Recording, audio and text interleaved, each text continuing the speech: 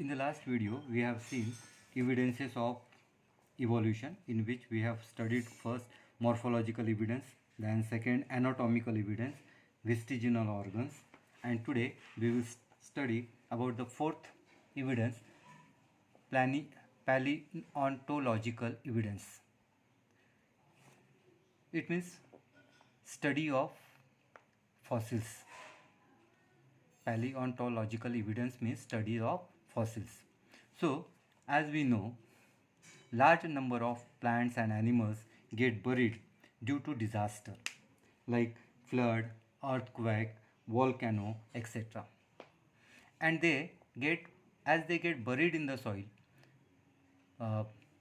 they do not get decomposed. Their remnants and impression remains in the soil for a long period. This study of these remnants or impression is called as fossils, or remnants are called as fossil, and the study of fossils is known as paleontological evidence. Next topic is in that how we can determine the animal its age when it was get buried in the soil. तर carbon dating या स्टडीने आपण किंवा या पद्धतीने आपण तो प्राणी किती वर्ष जुना आहे, किती वर्ष आधी तो गाडला गेलेला आहे, त्याचं वय किती होतं, हे सगळं आपण या पद्धतीने कार्बन डेटिंग या प्रोसेसने आपण फाइंड आउट करू शकतो. त्यासाठी carbon is consume by plants and animals. Plants consume food and through food we get, or most of all the food contains carbon and carbon compounds, so we consume, all the animals and plants consume carbon. After their death, जेव्हा ते मरतात, only आता consumption तर बंद झालेलं आहे, त्यामुळे नवीन येणारा कार्बन आता येणे बंद झालेला आहे. आता जे काही कार्बन त्यांच्या बॉडीमध्ये आहे तोच. आणि आता मेल्यानंतर when the animals get died, only decaying process of carbon 14 occurs. म्हणजे जेव्हा ते ॲनिमल्स गेट डाईड, आता फक्त एकच प्रोसेस होते, ती म्हणजे डिकेइंग ऑफ कार्बन 14. कार्बनचे 2 आयसोटोप्स आहे. There are 2 isotopes of carbon, carbon 14 and carbon 16. And there is a fix ratio of carbon 14 and carbon 16 in our body. आपल्या बॉडीमध्ये कार्बन 14 आणि कार्बन 12 यांचा जो रेशिओ आहे हा ठरलेला असतो. या दोनपैकी out of this two, carbon 14 is a radioactive element, while carbon 12 is non radioactive. हा कार्बन 14 जो आहे तो रेडिओ ॲक्टिव्ह आहे आणि म्हणून त्याचं डिकेइंग होते. कार्बन 12 जो आहे तो नॉन रेडिओ ॲक्टिव्ह आहे, त्यामुळे तो तसाच राहतो. आता त्या इम्प्रेशन जे आपल्याला मिळालेले आहे, जे रिमिनंट्स आपल्याला मिळालेले आहे, त्यांच्यामध्ये कार्बन 12 आणि कार्बन 14 यांचा रेशिओ किती आहे. कार्बन 14चं डिकेइंग होऊन त्याचं कन्व्हर्शन कार्बन 12मध्ये होते. As the carbon 14 is radio active, carbon 14 हा रेडिओ ॲक्टिव्ह असल्यामुळे कार्बन 14 चेंजेस इंटू कार्बन 12 आणि हळूहळू कार्बन 14ची जो प्रमाण आहे ते हळूहळू कमी कमी होत जाते आणि त्यावरून आपण त्या ॲनिमलची लाईफ किंवा तो ॲनिमल किती जुना आहे, किती आधी तो जमिनीमध्ये गाडला गेलेला आहे हे आपण सांगू शकतो. This process carbon dating is used in paleontology म्हणजेच fossil study of fossil.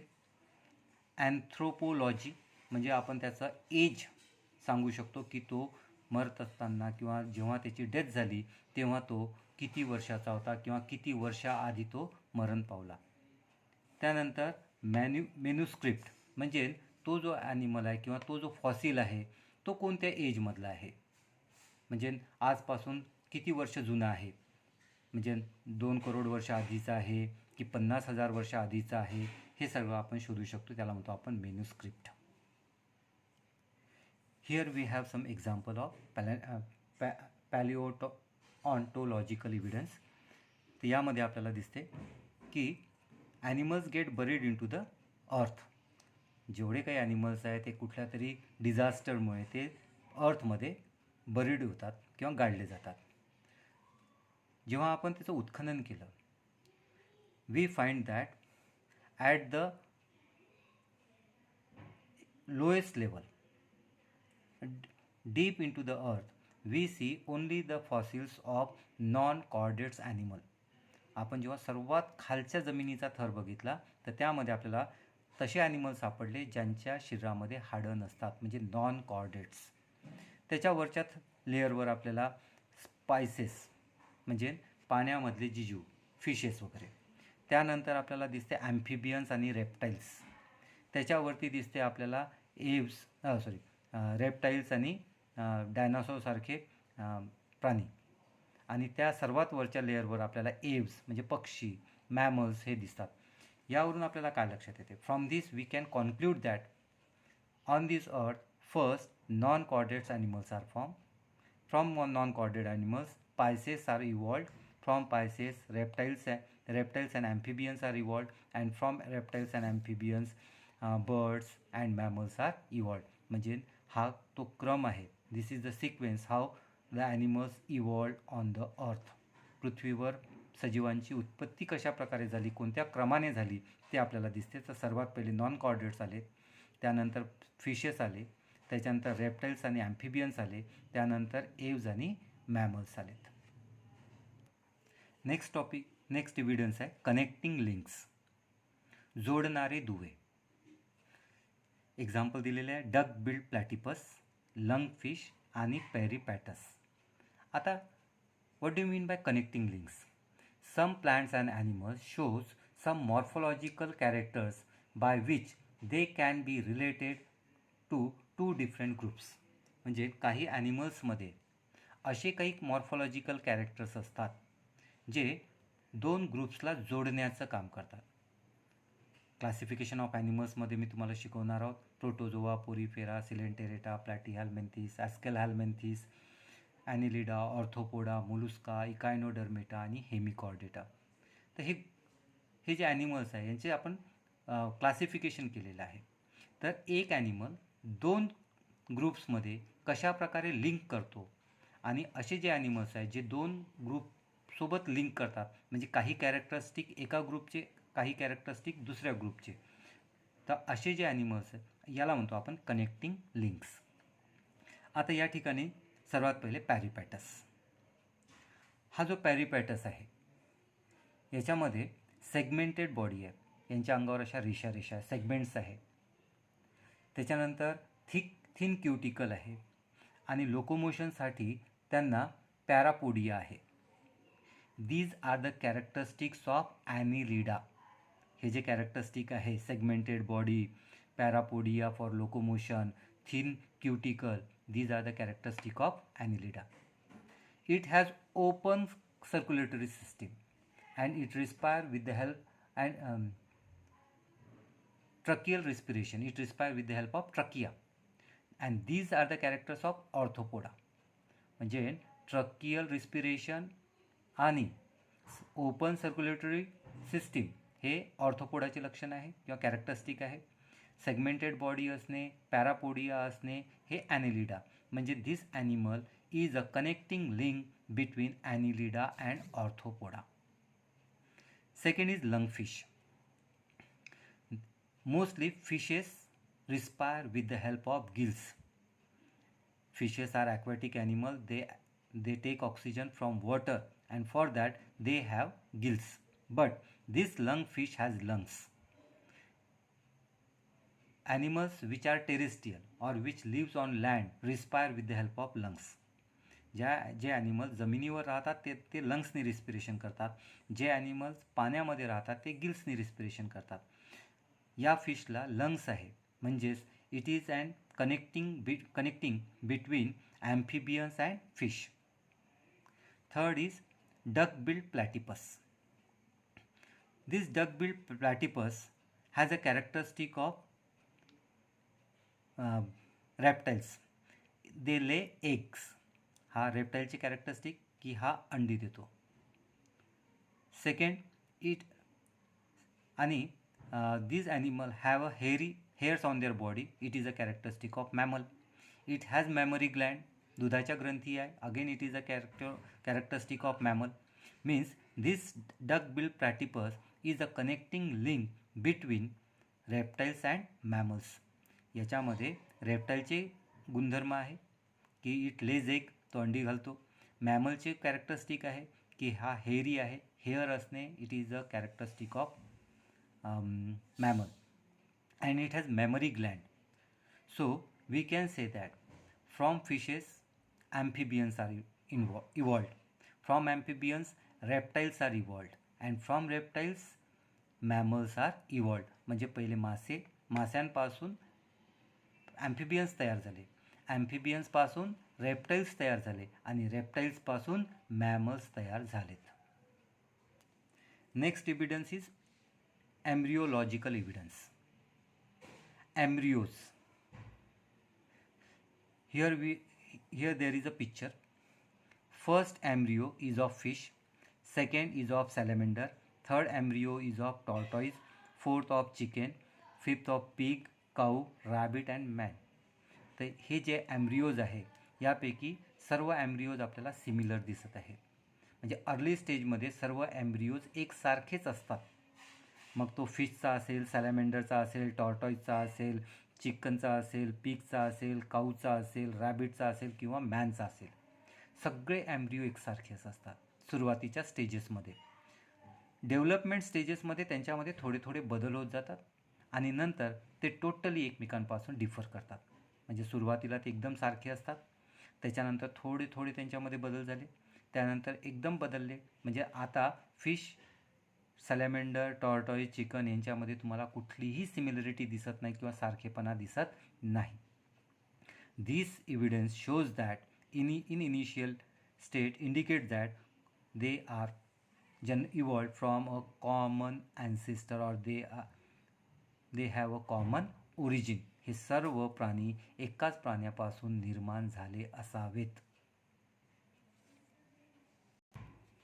Darwin's theory of natural selection. Darwin studied number of plants and animals. He collected in number specimens of plants and animals. त्यांनी असंख्य plants आणि ॲनिमल्सचे स्पेसिमन्स गोळा केले आणि त्यांचं observation केलं. Observation केल्यानंतर त्यांनी ही थिअरी ठेवली. त्याचं नाव आहे theory of natural selection. He proposed a theory which is known as natural selection, नैसर्गिक निवड. And he wrote a book which is titled as origin of species. त्यांनी जे पुस्तक लिहिलं त्या पुस्तकाचं नाव आहे origin of species. Darwin says that, Darwin काय म्हणतो की ॲन ऑर्गॅनिझम रिप्रोड्यूस प्रोलिफिकली, म्हणजे मोठ्या प्रमाणात ते प्रजनन करतात, रिप्रोडक्शन करतात.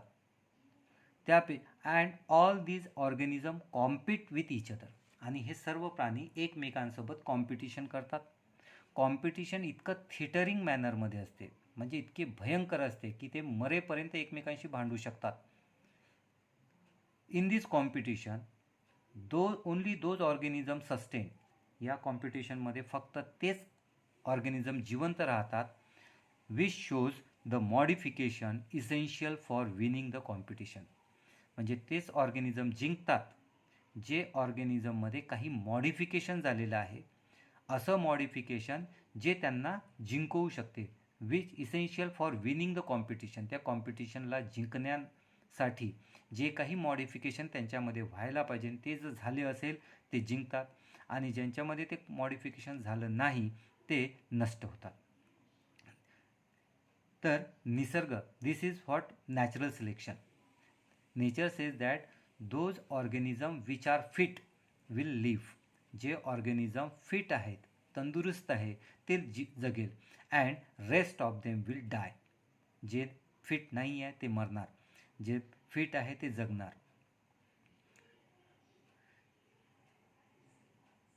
Sustaining and selected organism can perform reproduction and thereby give rise to new species with their own specific characters. आणि मग जे जिवंत राहिले प्राणी, जे सस्टेन राहिले ते प्राणी आता रिप्रोडक्शन करून त्यांच्यामध्ये नवीन स्पेसीस तयार होईल, ज्यांच्यामध्ये त्यांचे गुणधर्म असेल, देअर ओन स्पेसिफिक कॅरेक्टरिस्टिक त्यांच्यामध्ये डेव्हलप होईल.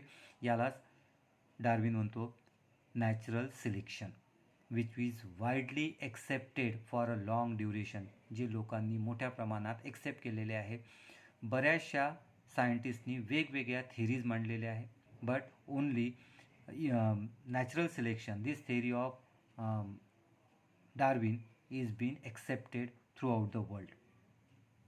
However, some objections are raised against this theory.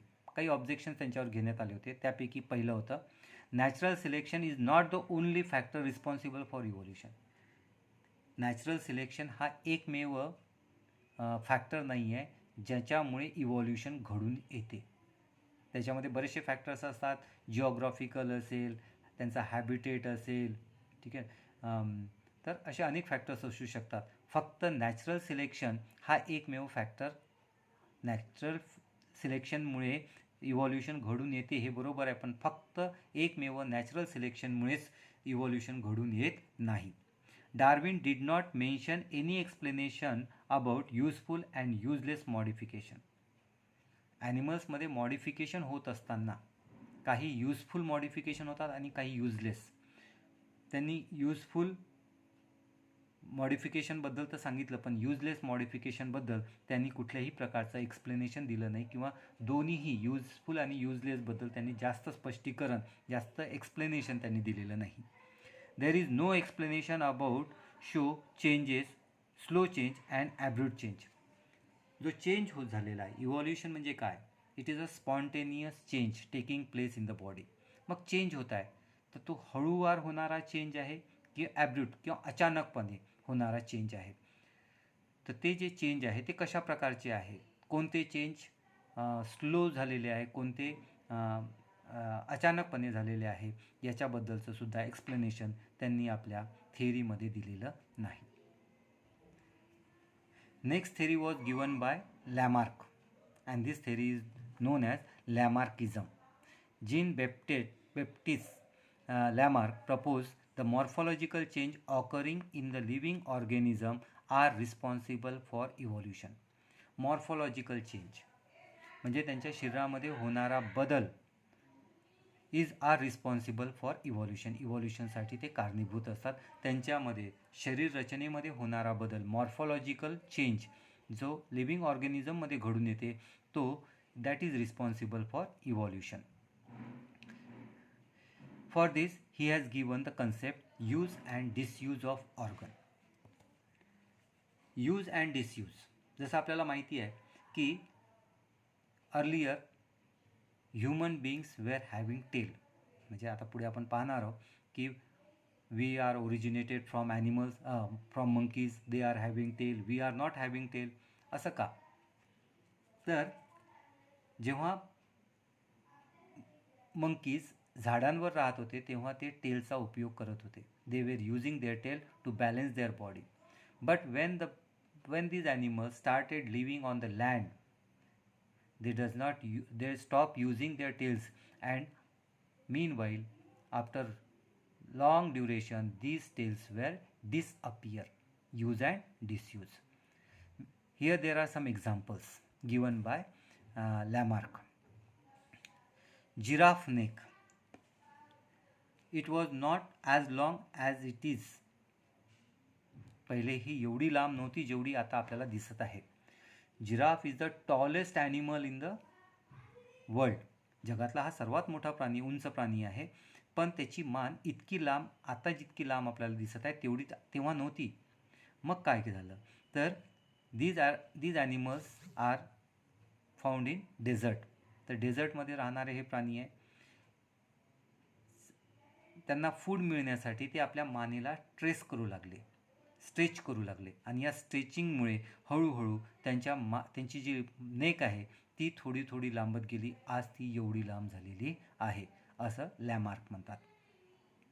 दुसरं एक्झाम्पल आहे आयरन स्मिथ. लोहार बघतो आपण, त्यांचे जे आर्म्स असतात ते खूप स्ट्रॉंग असतात, कारण की ते फ्रिक्वेंट ते हॅमरिंग करत असतात. घणाने त्या लोखंडावर मारा करत असतात, त्याच्यामुळे त्यांचे जे हात आहे किंवा त्यांचे जे हँड्स आहे ते खूप स्ट्रॉंग असतात.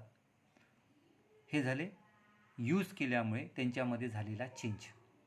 ऑस्ट्रिच जो आहे, ostrich is a bird but it does not fly. Ostrich आणि emu both are birds, both have wings but they can't fly because they does not make use of that wings, so their wings become weak. त्या प्राण्यांनी आपल्या पंखांचा वापर केला नाही आणि म्हणून त्यांचे जे पंख आहे, त्यांचे जे विंग्स आहे ते वीक झालेत. After that swan and duck they use their legs for swimming. त्यांनी आपल्या पायांचा वापर पोहण्यासाठी केला. And snake lost their legs. स्नेकनी आपले पाय गमावले. Earlier snakes were also having legs. पहिले पूर्वी सापांना सुद्धा पाय होते, पण आता ते राहिले नाही, कारण त्यांनी त्या पायांचा वापर कमी केला. They modified their body for burrowing habit. ते बिळामध्ये राहण्यासाठी त्यांनी ते बिळामध्ये राहत होते, ते पायांचा वापर कमी करत होते, त्यामुळे पाय जे आहे त्यांचे जे लेग्स आहे ते डिसअपियर झाले. These are some examples of acquired characters म्हणजे त्यांनी मिळवलेले. म्हणजे एखाद्या ऑर्गनचा यूज तुम्ही जर जास्त करत असाल तर तो ऑर्गन जास्त स्ट्रॉंग होतो. एखाद्या ऑर्गनचा वापर आपण जर कमी केला तर तो डिसअपियर होतो. यालाच म्हणतो आपण acquired characters. And transferred from one to another generation. आणि मग हे कॅरेक्टरिस्टिक एका जनरेशनमधून दुसऱ्या जनरेशनमध्ये जातात. This theory is called inheritance of acquired characters or Lamarckism. या थेरीला theory of inheritance of acquired characters म्हणतात किंवा याला दुसरं नाव आहे Lamarckism. Development of organ due to specific activities or their degeneration due to no use at all was widely accepted, but transfer of these characters from one generation to another was rejected. एखाद्या ऑर्गनचा वापर आपण केला तर तो strong होणार, एखाद्या ऑर्गनचा वापर आपण कमी केला तर ते वीक होणार. हे दीज थिंग्स वेअर एक्सेप्टेड. सगळ्यांनी ती गोष्ट एक्सेप्ट केली होती, पण ते जे कॅरेक्टरिस्टिक्स आहे ते दुसऱ्या जनरेशनमध्ये ट्रान्सफर होतातच असं नाही. This was rejected because it has been verified many times that modification brought in us are not transferred in the next generation. बरेचसे जे बॉडी बिल्डर आहेत तर त्यांचे मुलं काही बॉडी बिल्डरच जन्माला येतात का? तर नाही. तर जे काही कॅरेक्टरिस्टिक्स आपण ॲक्वायर केलेले आहे, जे काही आपण मिळवलेले आहे ते नेक्स्ट जनरेशनमध्ये ट्रान्सफर होतातच असं नाही. Therefore Lamarck's theory was disproved. आणि म्हणून लॅमार्कच्या थेरी हे अप्रूव्ड झाली नाही. Living organism can transfer their characteristic which it has acquired in the next generation. This is called ancestry of acquired characters. म्हणजे एखादा कॅरेक्टर आधीच्या जनरेशनचा जर नेक्स्ट जनरेशनमध्ये ट्रान्समिट होत असेल तर त्याला आपण इव्हॉल्युशन म्हणत नाही, तर त्याला म्हणतो आपण ॲन्सेस्ट्री ऑफ ॲक्वायर्ड कॅरेक्टर्स.